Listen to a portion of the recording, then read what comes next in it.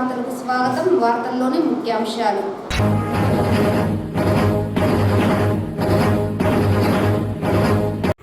ప్రధాని నరేంద్ర మోడీ విశ్వవ్యాప్తంగా యోగాను ప్రోత్సహించడం అభినందనీయం. రాష్ట్ర ఉప ముఖ్యమంత్రి పవన్ కళ్యాణ్ ప్రశంస.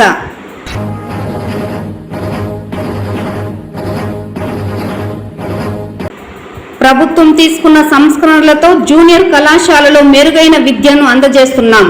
జిల్లా ఇంటర్మీడియట్ ఎడ్యుకేషన్ ఆఫీసర్ శ్రీనివాసులు.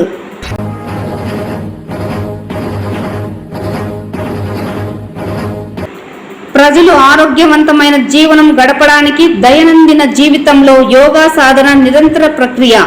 జిల్లా కలెక్టర్ సుమిత్ కుమార్. వార్తల్లోని వివరాలు. యోగా విశిష్టతను ఋగ్వేదం చెబితే మోదీ విశ్వవ్యాప్తంగా యోగాను ప్రోత్సహించారని డిప్యూటీ సీఎం పవన్ కళ్యాణ్ అన్నారు. విశాఖ సాగర తీరంలో ఉదయ భానుడి స్తుతితో తన ప్రసంగం ప్రారంభించిన పవన్ ఇంటర్నేషనల్ యోగా డే భారతవానికి దక్కిన గొప్ప గౌరవంగా పేర్కొన్నారు. యోగాను అందించిన ఆదియోగి పతంజలికి నమస్కారాలు తెలియజేశారు. యోగా సాధకులు ఒత్తిడిని జయించి విజయం సాధిస్తారని ఆయన అభిప్రాయం వ్యక్తం చేశారు. అంతర్జాతీయ స్థాయిలో యోగాకు ప్రాధాన్యం దక్కడంలో ప్రధానమంత్రి మోడీదే కీలక పాత్ర అంటూ ప్రశంసించారు. అంతకుముందు అంతర్జాతీయ యోగా దినోత్సవం సందర్భంగా పోస్టల్ స్టాంపులను ప్రధాని మోడీ, సీఎం చంద్రబాబు సహా పలువురు నేతలు కలిసి విడుదల చేశారు. ఉదయ బ్రహ్మస్వరూపం, మధ్యాహ్నేతు మహేశ్వర, సాయంకాలేతు స్వయం విష్ణు, త్రయామూర్తి దివాకర.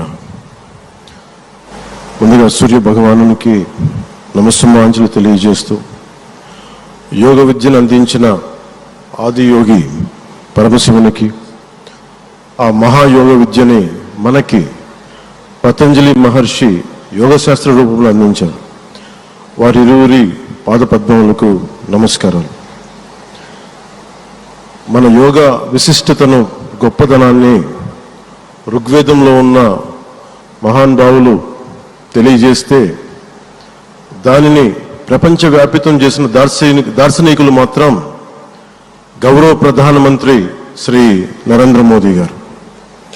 భారతీయ సనాతన ధర్మం తాలూకు విశిష్టతను యోగా ద్వారా విశ్వవ్యాపితం చేసిన ఘనత ఆయన సొంతం.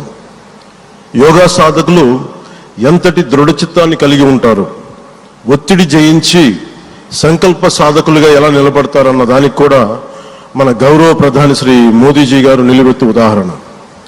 ప్రపంచ యోగా దినోత్సవం యావత్ భారతవానికి, భారతీయులకి దక్కిన గౌరవం. సరిగ్గా ఒక 2014లో అప్పుడే ఐక్యరాజ్య సమితిలో గౌరవ ప్రధానమంత్రి మోదీ గారు ప్రవేశపెట్టినప్పుడు దాదాపు 177 దేశాలు ఈ రెజల్యూషన్కి మద్దతు పలికినాయి. ఇంతమంది మద్దతుని కూడగట్టగలిగి ఈ రోజున మనకి 2015 నుంచి యోగా దినోత్సవం ప్రారంభమైంది. ఈ రోజున గౌరవ ప్రధానమంత్రి మోదీ గారి పిలుపు మేరకు మనం మొదట విశాఖ 11వ యోగా దినోత్సవ సంబరాలకు వేదిక అయింది. శ్రీ మోదీజీ గారి సమక్షంలో గౌరవ ముఖ్యమంత్రి వర్యులు శ్రీ చంద్రబాబు నాయుడు గారి కృషితో ప్రపంచ రికార్డుకు వేదికగా నిలిచింది. విశ్వనరులు మోదీజీ గారి పిలుపు మేరకు యోగా ఒక వన్ ఎర్త్ వన్ హెల్త్, ఈ ఆరోగ్యం థీమ్ని ఈ వేదిక నుంచి ప్రతి ఒక్కరూ ముందుకు తీసుకెళ్లాలని మనస్ఫూర్తిగా కోరుకుంటూ, ఇక్కడ ఆసీనులైన మీ అందరికీ ఇక్కడికి వచ్చేసిన ప్రతి ఒక్కరికి కూడా పేరు పేరున నా హృదయపూర్వక వందనాలు, నమస్కారాలు. అలాగే గౌరవనీయులైన గవర్నర్ గారు శ్రీ అబ్దుల్ నజీర్ జీ గారికి, గౌరవ ముఖ్యమంత్రి శ్రీ నారా చంద్రబాబు నాయుడు గారికి, civil aviation minister Kinjarapu Rammohan Naidu గారికి, అలాగే మనకి Ayush minister of state independent charge Shri Prataprao Jadhav గారికి, అలాగే వేదిక పైన ఉన్న ప్రతి ఒక్కరికి, గౌరవ కేంద్ర మంత్రివర్యులకి, రాష్ట్ర మంత్రివర్యులకి, ప్రతి ఒక్కరికి పేరు పేరున ధన్యవాదాలు తెలియజేసుకుంటూ సెలవు తీసుకున్నాను. జై భారత్, జై హింద్.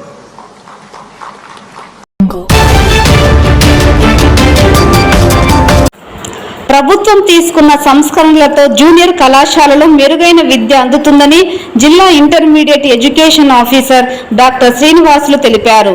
ప్రభుత్వ జూనియర్ కళాశాలలో ఈ సంవత్సరం చిత్తూరు జిల్లాలో సప్లిమెంటరీ పరీక్షల తర్వాత మెరుగైన ఫలితాలు రావడంతో ప్రభుత్వ జూనియర్ కళాశాలలో అడ్మిషన్స్ పెరిగిందని తెలిపారు. మే 31వ తేదీ వరకు మొదటి దశలో అడ్మిషన్స్, జూన్ 2వ తేదీ నుంచి జూన్ 30వ తేదీ వరకు రెండవసారి అడ్మిషన్స్ జరుగుతాయన్నారు. అన్ని కళాశాలలో కూడా అడ్మిషన్స్ కోసం విద్యార్థుల తల్లిదండ్రులను ఒప్పించి ప్రభుత్వ కళాశాలలో చేరేలా ప్రయత్నాలు చేస్తున్నారన్నారు. మంచి మార్పు సాధించే విధంగా స్టడీ మెటీరియల్స్ అందించడం జరిగిందన్నారు. గత సంవత్సరం 7 పీరియడ్స్ నుండి ప్రస్తుతం 8 పీరియడ్ల వరకు తరగతులు పెంచడం జరిగిందన్నారు. దీంతో ఉదయం 9 గంటల నుంచి సాయంత్రం 5 గంటల వరకు క్లాసులు జరుగుతుందన్నారు. స్వచ్ఛాంధ్ర స్వర్ణాంధ్ర కార్యక్రమంలో భాగంగా అవగాహన ర్యాలీలు నిర్వహిస్తున్నామన్నారు. డొక్కా సీతమ్మ మధ్యాహ్న భోజన పథకం అన్ని కళాశాలలో నాణ్యమైన భోజనం అందించడం జరుగుతోందన్నారు. ప్రభుత్వం చేపడుతున్న వివిధ సంస్కరణలలో సంక్షేమం ద్వారా ప్రభుత్వ కళాశాల వైపు విద్యార్థులు ఆకర్షితులు అవుతున్నారని వెల్లడించారు. రాబోయే రోజుల్లో ప్రభుత్వ కళాశాలలో మెరుగైన అడ్మిషన్లు ఫలితాలు సాధించేలా కృషి చేస్తామని చెప్పారు. కళాశాలల్లోనే మధ్యాహ్నం పూట కాంపిటేటివ్ ఎగ్జామినేషన్స్కి తయారు చేసే విధంగా వాళ్ళకి స్టడీ మెటీరియల్ అందించడం జరిగింది. టైం టేబుల్లో కూడా కొన్ని పీరియడ్లు కేటాయించి ప్రత్యేక తరగతి తీసుకోవడం ద్వారా వాళ్ళు జాతీయ స్థాయిలో పరీక్షల్లో ఉత్తీర్ణత చెంది జాతీయ స్థాయి విద్యా సంస్థల్లో ప్రవేశాలు పొంది జీవితంలో ఉన్నత స్థానం జరగడానికి కావాల్సిన సౌకర్యాలు కూడా ప్రభుత్వం కల్పిస్తుంది. అంతేకాకుండా ఇప్పుడు సైన్స్ విద్యార్థులకి, 2వ సంవత్సరం సైన్స్ విద్యార్థులకి ప్రాక్టికల్ మాన్యువల్స్ అంటే ప్రయోగ దీపులు అంటాం మనం, అది కూడా మనకి ఈ సంవత్సరం ప్రభుత్వం ద్వారా విద్యార్థులకు అందజేయబడుతున్నాయి. కాబట్టి ఈ అన్ని ప్రక్రియల ద్వారా కూడా ఎక్కువ మంది విద్యార్థులు ప్రభుత్వ కళాశాలలకు ఆకర్షించబడుతున్నాయి. అంతేకాకుండా సంస్కరణలో భాగంగా గత సంవత్సరం 7 పీరియడ్లో ఉన్న టైంలో ఇప్పుడు 8 పీరియడ్లకి పెంచడం ద్వారా అంటే సమయాన్ని గత సంవత్సరం 9:30 నుంచి 4:30 వరకు కళాశాల పనిచేసే విధంగా 10 గంటలు ఇప్పుడు 9 నుంచి సాయంత్రం 5 వరకు పెంచడం ద్వారా ఎక్కువ సమయం పాటు విద్యార్థులు కళాశాలలో ఉండి ఎక్కువగా జ్ఞానాన్ని సంపాదించుకునే అవకాశం ఉంది. అందువల్ల ఈ మార్పులన్నింటి ద్వారా కూడా ఎక్కువ మంది విద్యార్థులు ఈ వైపు ఇప్పుడు ప్రభుత్వ కళాశాల వైపు చూస్తున్నారు. అదేవిధంగా ఈరోజు ప్రత్యేకమైన కార్యక్రమాలు కూడా అన్ని కళాశాలలో జరుగుతున్నాయి. ప్రపంచ యోగా దినోత్సవం సందర్భంగా అన్ని కళాశాలలో కూడా ప్రత్యేక కార్యక్రమాలు నిర్వహిస్తున్నారు. యోగా సంబంధించిన కార్యక్రమాలు రూపొందించుకోవడం, అట్లాగే చెట్లు నాటడం, అట్లాగే ఇప్పుడు మనకి స్వర్ణాంధ్ర స్వచ్ఛాంధ్ర కార్యక్రమం దృష్ట్యా కూడా ఈరోజు ఆ కార్యక్రమం కూడా భాగంగా అన్ని పారిశుద్ధ్య కార్యక్రమాలు, అవగాహన కార్యక్రమాలు, ర్యాలీలు కూడా చాలా కళాశాలలు ఏర్పాటు చేయడం జరుగుతుంది. అంతేకాకుండా డొక్కా సీతమ్మ మధ్యాహ్న భోజన పథకం కూడా అన్ని కళాశాలల్లో ఎటువంటి ఇబ్బందులు లేకుండా మనకి పిల్లలకి అందించబడుతుంది. అందువల్ల కూడా విద్యార్థులు ఈ సౌకర్యాన్ని కూడా ఉపయోగించుకోవడం ద్వారా ఎక్కువ మంది ప్రభుత్వ కళాశాల వరకు ఆకర్షణ పడుతుంది. సో మొత్తం మీద ఏంటంటే ప్రభుత్వం చేపడుతున్న వివిధ సంక్షేమ సంస్కరణల ద్వారా మనకి ఇప్పుడు ప్రభుత్వ కళాశాలల వైపు విద్యార్థులు ఆకర్షితులవుతున్నారు. రాబోయే రోజుల్లో ఈ ఫలితాలు సత్ఫలితాలు నుంచి తప్పనిసరిగా ప్రభుత్వ కళాశాలల్లో మెరుగైన అడ్మిషన్లు అట్లాగే ఫలితాలు సమస్యగా కొనసాగుతాయని చెప్పేసి ప్రజలు ఆరోగ్యవంతమైన జీవనం గడపడానికి దైనందిన జీవితంలో యోగా సాధన నిరంతర ప్రక్రియగా ఉండాలని జిల్లా కలెక్టర్ సుమిత్ కుమార్ పేర్కొన్నారు. శనివారం జిల్లా కేంద్రంలోని డిఎస్ఏ క్రీడా మైదానంలో యోగాంధ్ర ముగింపు సందర్భంగా నిర్వహించిన కార్యక్రమంలో జిల్లా కలెక్టర్తో పాటు జిల్లా ఎస్పీ మణికంఠ చందోల్, జేసీ విద్యాధరి, డిఎఫ్ఓ భరణి, నగరపాలక మేయర్ అముదా, చుడా చైర్మన్ కటారి హేమలత తదితరులు పాల్గొన్నారు. ఈ సందర్భంగా కలెక్టర్ మాట్లాడుతూ రాష్ట్ర ప్రభుత్వం ఆదేశాల మేరకు జిల్లాలో మే 21 నుండి జూన్ 21 వరకు నెల రోజులు యోగాంధ్ర కార్యక్రమాలు రెవెన్యూ, టూరిజం తదితర శాఖల సమన్వయంతో నిర్వహించడం జరిగిందన్నారు. యోగాంధ్ర ముగింపు కార్యక్రమంలో భాగంగా భారత ప్రధాని నరేంద్ర మోడీ, రాష్ట్ర ముఖ్యమంత్రి నారా చంద్రబాబు నాయుడు విశాఖపట్నంలో యోగా సాధన కార్యక్రమంలో పాల్గొని యోగా వల్ల కలిగే లాభాలను ప్రజలకు సందేశం రూపంలో పంపారన్నారు. జిల్లాలో యోగాంధ్రలో భాగంగా 7 ప్రదేశాలలో భారీ ఎత్తున కార్యక్రమాలు నిర్వహించగా అందులో పులిగుండు, బోయకొండ, కాణిపాకం, కంగుంది వంటి 4 పర్యాటక స్థలాలలో కార్యక్రమం నిర్వహించడం జరిగిందన్నారు. ఈ కార్యక్రమంలో సుమారు 20,000 మంది పాల్గొన్నారు. యోగాంధ్ర కార్యక్రమం నిర్వహణకు జిల్లా వ్యాప్తంగా అన్ని మండలాలకు 5,000 మంది ట్రైనర్లను కేటాయించడం జరిగిందన్నారు. జిల్లా వ్యాప్తంగా 5 లక్షల పైబడి ప్రజలు కార్యక్రమంలో పాల్గొన్న వారికి సర్టిఫికేట్లు అందించడం జరిగిందన్నారు. యోగాను నెల రోజుల కార్యక్రమంగా కాకుండా నిరంతర జీవన విధానంగా భావించి సాధన చెయ్యాలని, యోగా ద్వారా ప్రజల మానసిక శారీరక దృఢత్వం పెరుగుతుందన్నారు. అనంతరం ఎస్పీ మాట్లాడుతూ శ్వాస మీద ధ్యాస నిలిపి ప్రతిరోజు యోగా చేయండి, సంపూర్ణ ఆరోగ్యాన్ని పొందండని ప్రజలకు పిలుపునిచ్చారు. ఈ కార్యక్రమంలో డిఆర్ఓ మోహన్ కుమార్, టూరిజం అధికారి గౌరీ, బీజేపీ పార్టీ ప్రతినిధి Jagadish, RDO Srinivasulu, urban MRO, municipal కమిషనర్లు తదితరులు పాల్గొన్నారు.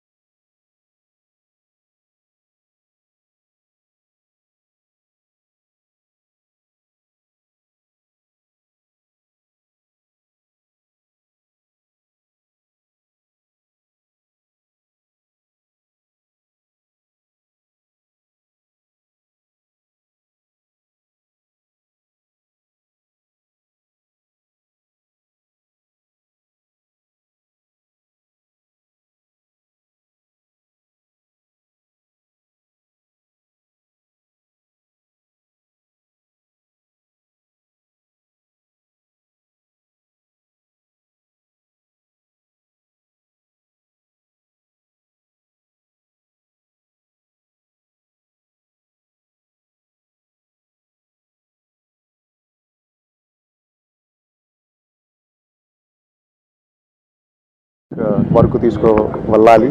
వాళ్ళు చాలా సహకారం చేశారు అండ్ అవేర్నెస్ కూడా కల్పించారు. నేను మీడియా మిత్రులకి ధన్యవాదం తెలియజేస్తున్నాను. సో 1 నెల ముందు యోగాంధ్ర కార్యక్రమం మనం ప్రారంభం చేశాము. ఈరోజు 1 నెల కార్యక్రమం కంప్లీట్ అయింది. కానీ ఖచ్చితంగా యోగా మీరు చేస్తూనే ఉండాలి. 21 మే నుంచి 21 జూన్ వరకే ఈ ప్రోగ్రాం ఉండకూడదు. అది నేను అందరికీ ఒక కోరిక నా నుంచి. ఇప్పటి వరకు చూస్తే జిల్లాలో 7 ప్రోగ్రామ్స్ చేశాము. 4 టూరిస్ట్ ప్లేసెస్ లో చేయడం జరిగినాయి. పులిగుండులు 1, బోయకొండ టెంపుల్లో చేయడం జరిగింది, కాణిపాకం టెంపుల్లో చేయడం జరిగింది, కుప్పం కాన్స్టిట్యున్సీలో కన్ముంది ఫోర్ట్ పక్కన కూడా, మరియు జిల్లా వ్యాప్తంగా కూడా ఒక 3 కార్యక్రమం చేశాము. సుమారుగా 20,000 మంది ఈ 7 కార్యక్రమంలో వాళ్ళు పాల్గొన్నారు. జిల్లా వ్యాప్తంగా చూస్తే కూడా సుమారుగా 5,000 మంది ట్రైనర్స్, ప్రతి ఒక్క మండలాలకి చెప్తే 200 ట్రైనర్స్కి కూడా నేను ధన్యవాదం తెలియజేస్తున్నాను. వాళ్ళు ట్రైన్ అయ్యి మళ్ళీ మండల స్థాయి ట్రైన్ చేసేసి జనాలకి కూడా బాగా ట్రైనింగ్ ఇచ్చారు. ఇప్పటి వరకు జిల్లాలో చూస్తే 5 లక్షల పైన మనం సర్టిఫికేట్స్ కూడా జనరేట్ చేశాము. సో ఖచ్చితంగా యోగా ద్వారా ఇంకా అవేర్నెస్ వస్తుంది. యోగా ద్వారా అందరికీ ఆరోగ్యం బాగుంటుంది. మన మానసిక మరియు శారీరక సిచ్యువేషన్ ఇంప్రూవ్ అవుతుంది నేను భావిస్తున్నాను. యోగా అందరూ చేస్తూనే ఉండాలి. ఈరోజు వైజాగ్లో ముఖ్యమంత్రి వర్యులు మరియు ప్రైమ్ మినిస్టర్ అందరూ అక్కడ యోగా చేస్తున్నారు. ఒక మంచి మెసేజ్ ఇస్తున్నారు. ఆ మెసేజ్ మనం అందరూ తీసుకుని లైఫ్లో ఇంప్లిమెంట్ చేస్తే లైఫ్ బాగుంటుంది నేను కోరుతాను.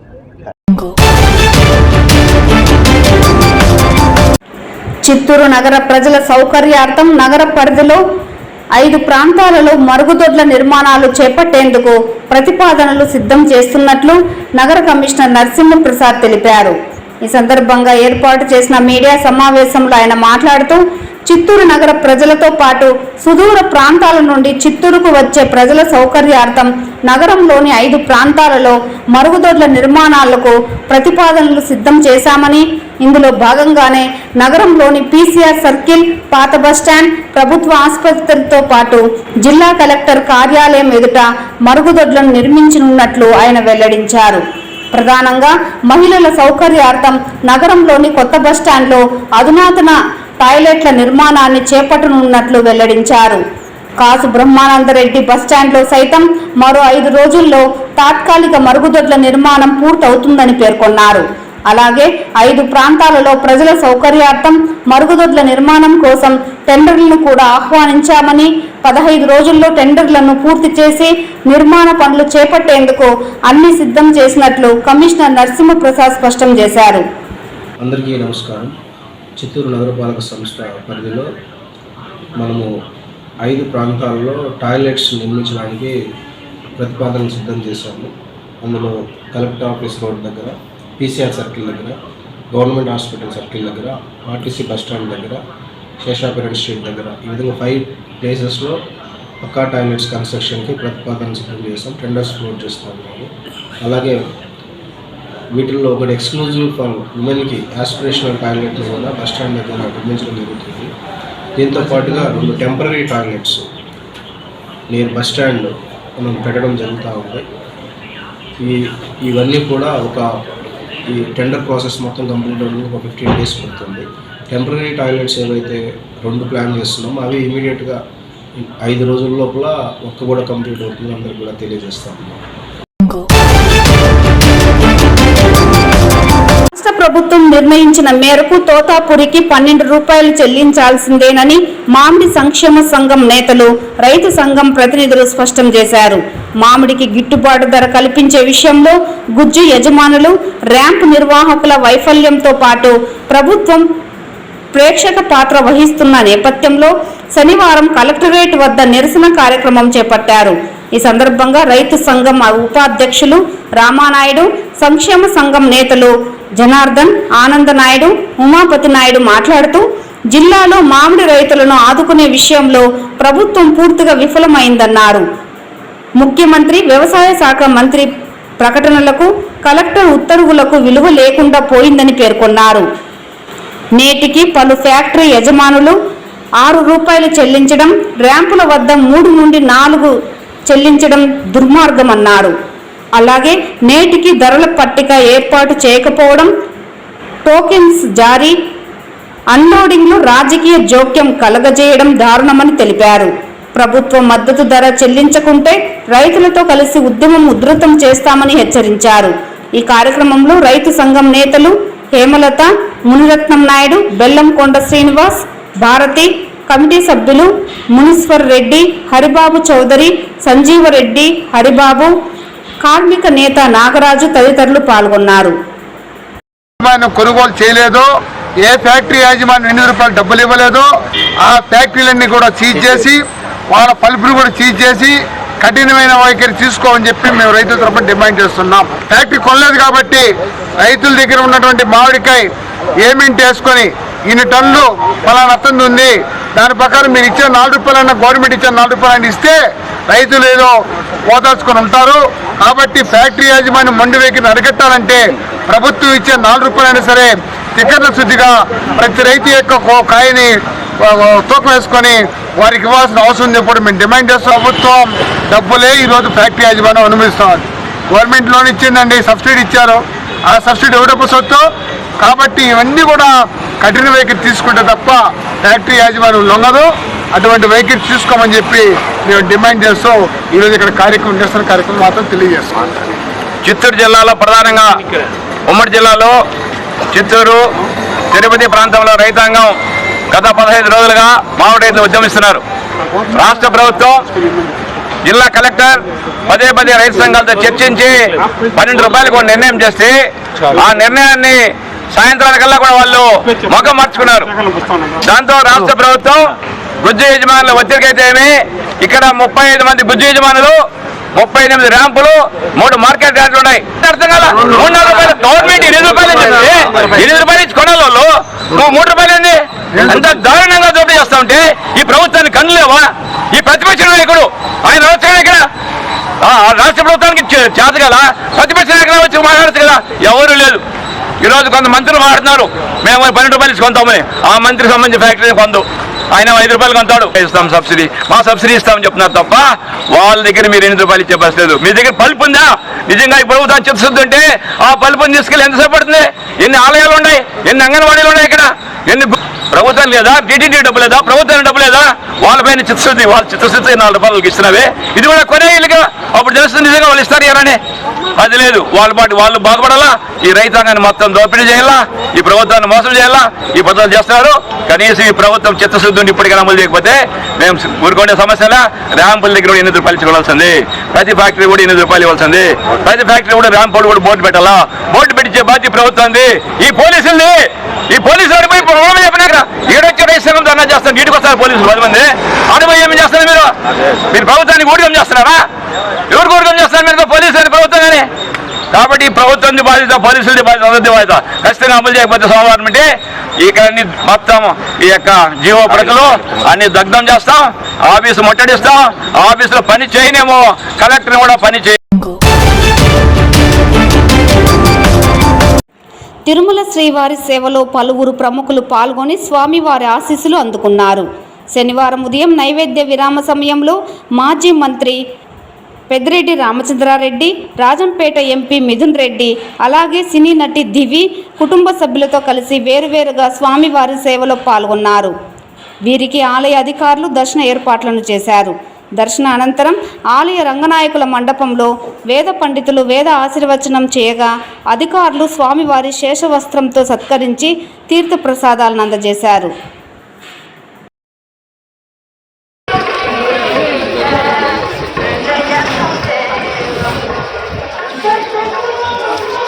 ఇద్దరు పక్కన వచ్చి